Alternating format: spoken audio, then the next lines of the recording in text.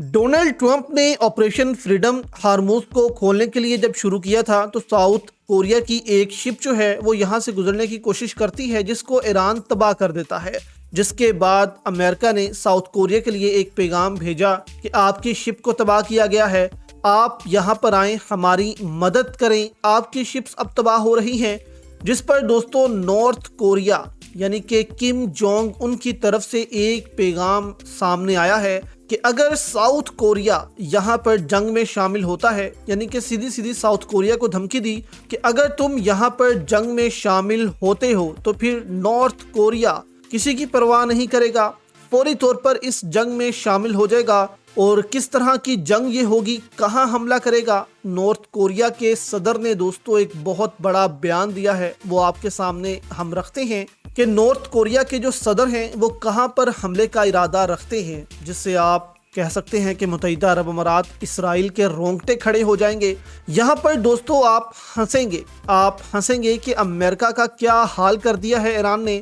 ये आप देखें कि मार्को रूबियो हैं, इन्होंने बयान जारी किया, कहाँ है यूनाइटेड नेशन, कहाँ है यूनाइटेड नेशन की यूनिटी।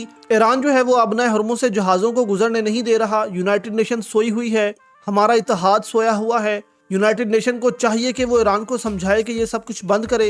यानी कि अब अमेरिका मिन्नतों पर आ गया है कि हम जंग नहीं चाहते, हम जो हैं वो मज़ीद डायलॉग्स चाहते हैं। जबकि ट्रंप ने भी ऑपरेशन जो फ्रीडम है उसको रोक दिया है कि हमने पाकिस्तानी दरख्वास्त पर ये ऑपरेशन रोक दिया है, पाकिस्तान ने हमसे दरख्वास्त की थी, ईरान जो है वो मुआहिदा करना चाहता है। यानी कि इस वक्त अमेरिका जो है दुनिया उस पर हंस रही है कि जंग भी खुद शुरू की और अब रो रहे हैं कि अब हम क्या करें।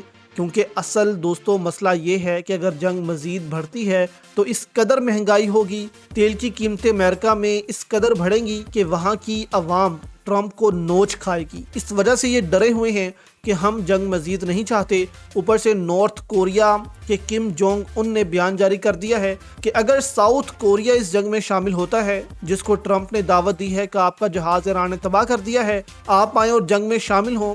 इस पर नॉर्थ कोरिया ने कहा कि अगर साउथ कोरिया यहाँ पर शामिल होता है तो हम इस जंग में शामिल होकर सीधा इसराइल पर अटैक कर देंगे, स्ट्राइक्स शुरू कर देंगे हम इसराइल पर और ईरान के साथ हम खड़े हो जाएंगे।